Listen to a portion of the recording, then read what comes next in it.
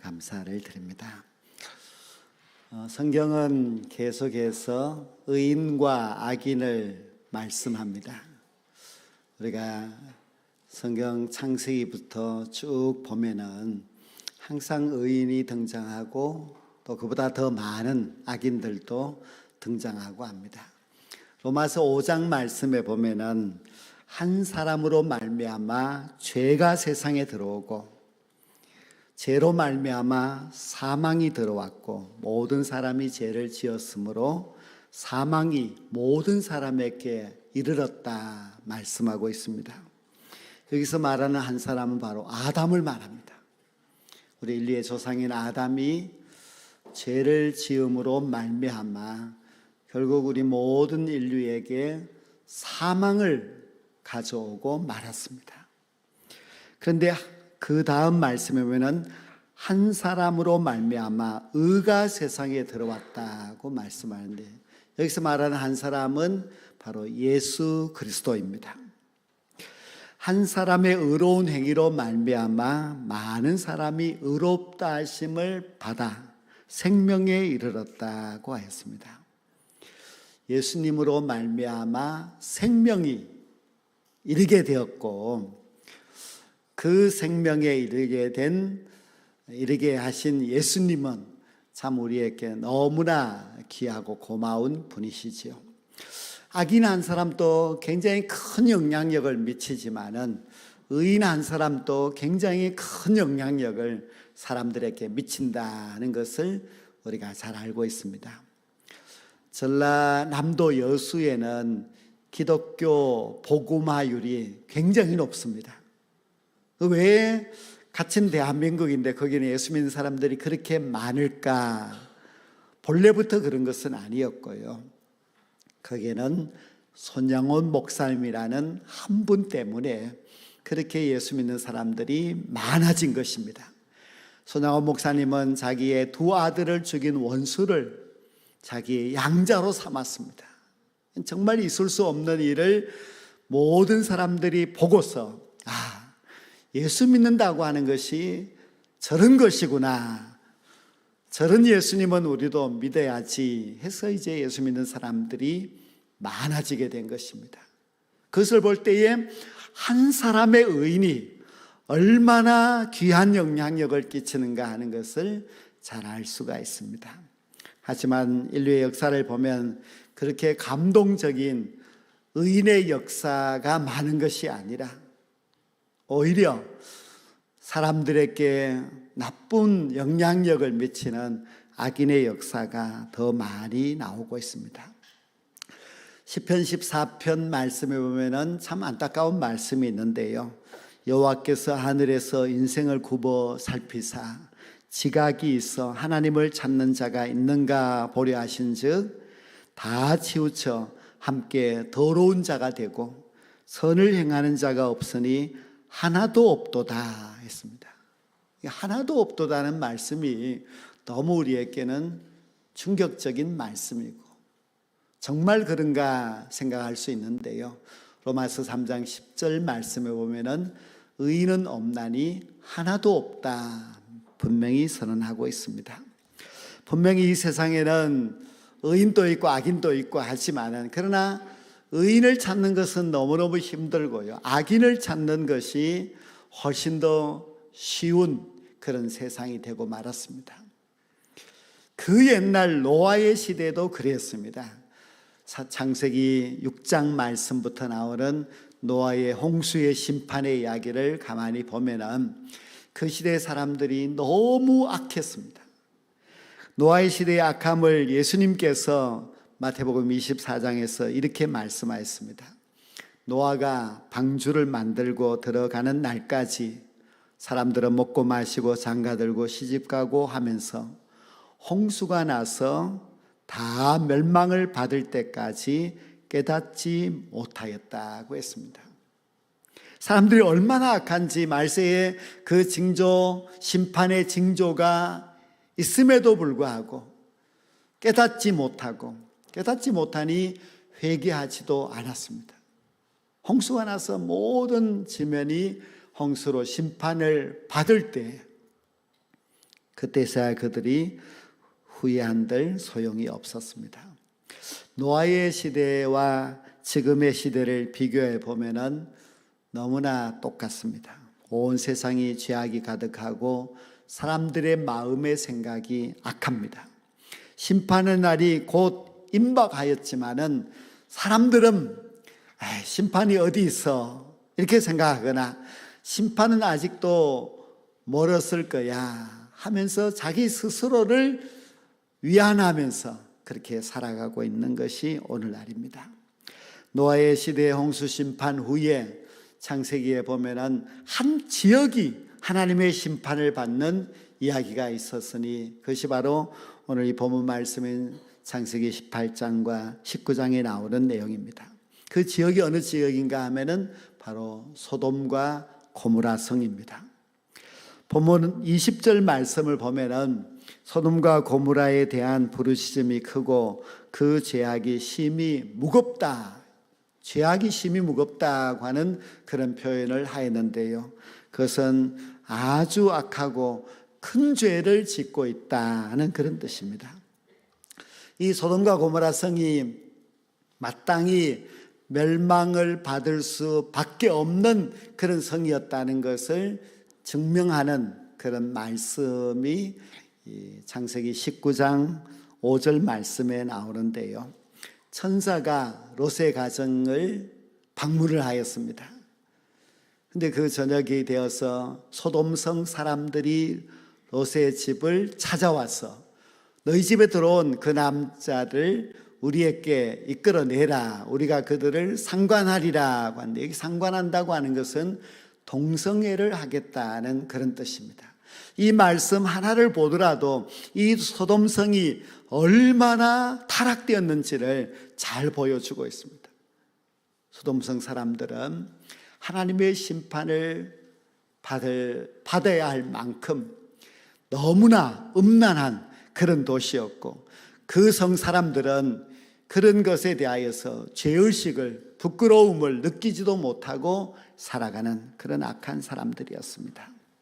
천사를 보고서도 천사인 줄도 알아보지 못할 뿐만 아니라 자기의 성욕에 불이 타서 동성애를 하겠다고 그 손님들을 찾는 그런 사람들이 소돔성 사람이었습니다.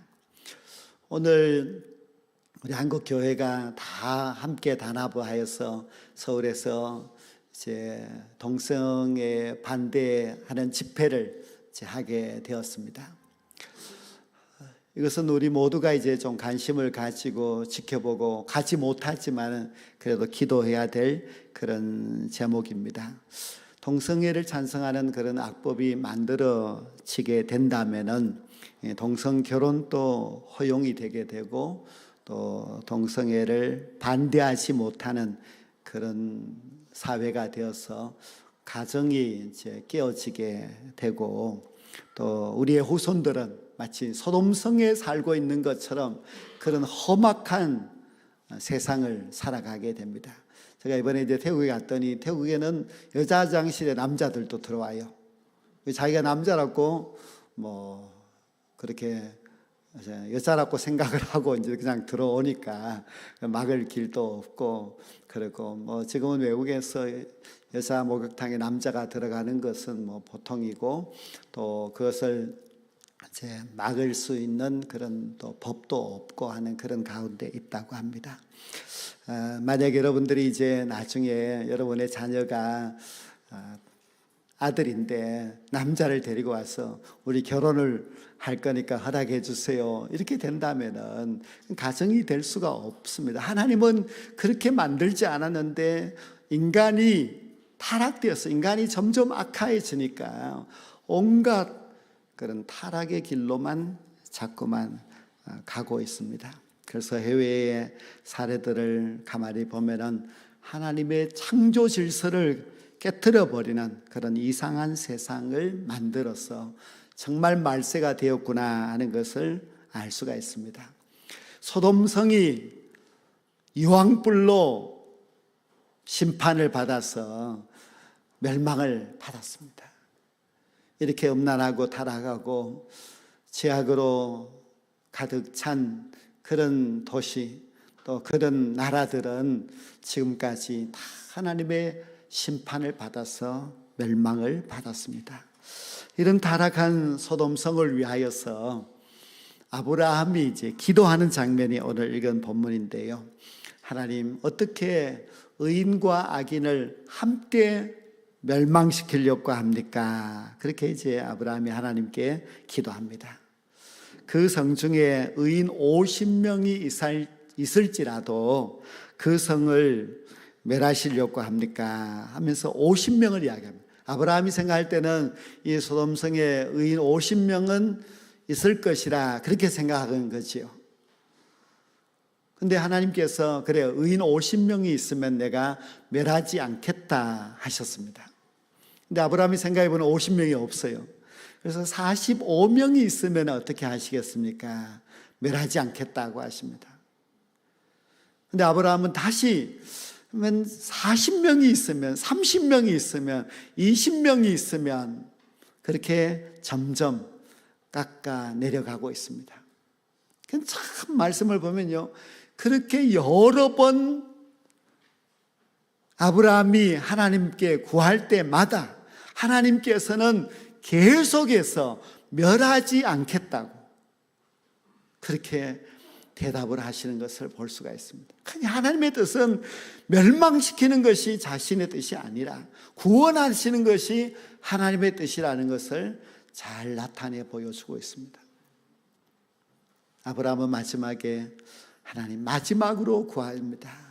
의인 10명만 있으면 이 성을 멸하지 않고 용서해 주시겠습니까? 그때도 하나님께서 그래 10명만 있으면 내가 멸하지 아니하리라 하셨건만 그 성에는 의인 10명이 없어서 결국은 유황불로 멸망을 당하고 말았습니다.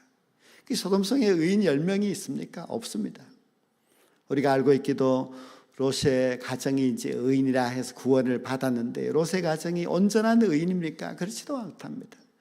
롯의 아내는 자신의 모든 욕망이 소돔성에 있어서 뒤돌아보다가 죽었습니다. 롯의 두 딸들도 이미 소돔성에 물들어 있어서 그들은 옳지 못한 그런 행위를 하는 것을 볼 수 있습니다. 그러니 롯이 한 사람 정도가 의인이었는가 그렇게 의심해 볼 수가 있는데요. 정말 의인 10명만 있다면은 내가 멸하지 않겠다고 하나님께서 누누이 말씀하였지만은 그러나 그 의인 10명조차도 없는 소돔성은 결국 하나님의 심판을 받을 수밖에 없었습니다. 노아의 시대를 보아도 또 소돔성을 보아도 의인 10명 없습니다. 노아의 시대에도 겨우 노아의 가족 8명만 구원을 받았지요. 소돔성에도 겨우 롯과 두 딸만 구원을 받았으니 정말 의인 10명만 있어도 하는 하나님의 그 말씀이 너무나 안타까운 그런 말씀입니다. 구약 시대에 이스라엘 백성들이 완전히 멸망당한 시대가 바로 예레미야 선지자가 활동하던 시대였는데요. 그때 이스라엘 백성들은 하나님을 떠나서 우상 숭배를 하였고 음행이 가득 찬 나라였고 모든 백성들이 죄악으로 치우쳐서 하나님을 떠난 그런 백성들이었습니다. 그런 백성들을 보면서 예레미야 선지자가 하나님 앞에 눈물로 기도했습니다. 그 예레미야의 눈물의 기도를 들으신 하나님께서 예레미야에게 이런 말씀을 합니다. 너희는 예루살렘 거리를 빨리 다니며 그 넓은 거리에서 찾아보고 알라. 너희가 만일 정의를 행하며 진리를 구하는 자를 한 사람이라도 찾으면 내가 이 성읍을 용서하리라. 참 슬픈 말씀입니다. 예루살렘이 어떤 성입니까? 이 소돔성과는 비교가 안 되지요. 소돔성은 원래 하나님을 믿지 않는 백성이니까. 그러나 예루살렘은 하나님을 믿는 백성들이 사는 곳, 하나님의 거룩한 성전이 있는 곳인데 거기서 의인 한 명만 찾는다면은 내가 용서하겠다고 하나님이 말씀하셨는데 그 한 명이 없어서 예루살렘은 결국 바벨론에게 완전히 멸망을 당하고 말았습니다. 예수님은 말세 때도 이와 같으리라 말씀하셨는데 말세가 되면은 마치 노아의 시대와 같이, 그리고 소돔과 고모라 성의 시대와 같이, 또는 멸망당한 이스라엘의 마지막 예루살렘 성과 같은 그런 시대가 된다는 뜻입니다. 그런 시대의 특징은 의인은 없고 악인들만 가득 찬 그런 시대인데요. 악인들이 몇 명 있느냐? 그건 중요하지 않습니다. 하나님이 찾으시는 것은 의인인데요. 의인이 있느냐? 전에는 의인 10명을 이야기하다가 이제 이스라엘 백성들이 멸망할 때가 되었을 때는 의인 한 명이라도 말씀하시는 그 하나님의 말씀을 보면은 정말 의인을 찾기가 어렵다는 그런 뜻이지요. 지금은 말세의 징조가 나타나고 있는 그런 시대를 우리가 살아가고 있습니다. 말세의 징조가 무엇인가 하면 사람들이 하나님을 믿으려고 하지 않습니다. 우리 기독교가 한국 교회를 볼 때에 세계는 벌써부터 그렇게 됐지만 우리 한국 교회도 점점 기독교인 인구가 줄어들고 있습니다. 아주 급속도로 줄어들고 있는 가운데 있는데, 이것은 기독교만 그런 것이 아니라 다른 종교도 다 마찬가지입니다. 그 말은 지금 이 시대의 사람들은 종교를 가지려고 하지 않습니다. 뭔가 신을 믿으려고 하지 않고 그냥 무종교로 살아가는 사람들인데, 이 사람들이 신을 믿지 않을 뿐 다른 것을 믿으려고 합니다. 그 다른 것이 무엇인가 하면은 첫째는 세속적인 쾌락입니다. 사람들이 그저 육체의 만족과 쾌락을 쫓아서 살아갑니다. 그래서 지금 시대에는 마지막 시대가 되면 사람들이 이제 스포츠를 좋아하고 스크린을 좋아하고 또 섹스를 좋아해서 3S의 시대가 된다고 했는데요. 가만히 보면은 교인들도 예배는 참석하지 않으면서요, 운동 경기는 열심히 찾아가는 그런 사람들을 볼 때 정말 말세가 되었구나 하는 것을 알 수가 있습니다. 또 사람들은 신을 믿지 않지만은 무엇을 믿는가 하면은요, 물질을 믿습니다. 물질이면은 모든 것이 다 된다. 즉 돈이면은 불가능한 것이 무엇이 있겠는가 생각하면서 그저 이 물질의 욕망을 쫓아서 살아갑니다. 또 세 번째, 사람들은 과학을 숭배합니다. 점점 과학이 발전되고 하면서 이 과학이 발전되고 의술이 발전되고 하면서 그 과학이, 그 의술이 나를 구원해 줄 것이라고 그렇게 믿고 살아갑니다. 여러분, 성도들이기 때문에 여러분들은 다르겠지요. 여러분이 만약에 갑자기 어려운 일을 당했다든지 또 내 몸이 심히 아프다든지 하였을 때에 정말 겸손하게 하나님 앞에 엎드려서 나를 살려주실 분은 하나님밖에 없습니다. 하나님, 나를 긍휼히 여기시고 나를 돌아보시고 나를 이 어려움에서 구원해 주십시오. 그렇게 하나님 앞에 매달리십니까? 아니면은 세상의 어술과 세상의 힘과 세상의 과학의 그 힘을 믿고 그 길을 따라가고 있습니까? 말세가 되면 사람들은 하나님을 멀리하고 온통 세상을 향해서 달려가고 만다는 것입니다. 우리는 말세의 징조가 뚜렷한 이 시대를 살아가고 있습니다.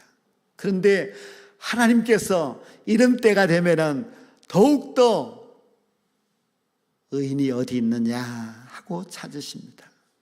하나님은 의인을 보고 심판하지 않으시고 그 의인을 보고 그 성을, 그 나라를 구원해 주시는 분이십니다.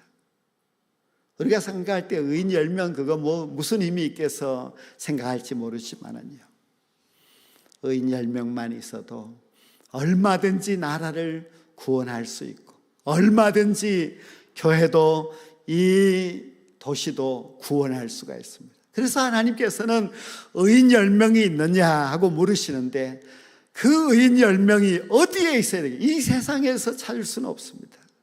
그 의인 10명은 바로 우리 교회의 성도들입니다. 우리가 바로 그 의인 10명이 되어야 합니다. 하나님이 찾으시는 의인이 되어서 하나님 앞에서 당당히 나아가서 하나님, 저희들을 봐서라도 이 도시를, 이 나라를 구원해 달라고 그렇게 외칠 수 있어야만 합니다. 우리가 시편 1편 말씀에도 보면은 의인의 길은 여호와께서 인정하시나 악인의 길은 망하리로다 말씀하고 있습니다. 우리가 끝까지 지켜야 될 길은 의인의 길입니다. 이 길만이 생명이 있는 길이고 이 길만이 우리에게 영생이 있는 길이기 때문입니다. 아무리 세상이 하나님을 버리고 세상 우상에 빠져서 세상 욕망에 빠져서 죄악으로 달려간다 할지라도 정말 우리는 하나님이 찾으시는 그 의인이 되어서 우리의 믿음을 끝까지 지켜나가면서 하나님께서 우리를 통하여서 이 교회를 구원해 주시고 또 이 나라를 구원해 주시는 그런 역사를 바라봐야 되지 않겠습니까? 여러분들이 의인이 될 때에 여러분의 가정이 구원받을 수가 있습니다. 여러분 한 사람 한 사람이 하나님이 찾으시는 그 의인이 된다면 이 교회도, 우리 한국 교회도 살아날 수가 있습니다. 그리고 우리가 끝까지 이 믿음의 길을 잘 달려가게 될 때에 마지막 그 심판의 순간에 우리가 하나님의 나라로 영접되어서 영원한 그 나라에서 영광을 누리게 될 것입니다. 악인의 길은 망한다고 하였습니다. 그러나 의인의 길은 하나님께서 인정하시고 그 의인들만이 하나님의 영광에 이를 수가 있겠습니다. 이 세상은 점점 더 악해져 가고 또 점점 더 음란해져 가고 있지만은 우리는 그것을 듣고서도 아무런 감각을 느끼지 못할 정도로 점점 더 우리의 마음도 무너져 가고 있습니다. 이럴 때에 의인 10명이 어디 있느냐 하는 그 하나님의 말씀을 우리가 다시 한번 생각하고 하나님이 찾으시는 의인의 삶을 살아갈 수 있는 저와 여러분 모두가 될 수 있기를 주의 이름으로 간절히 축원합니다.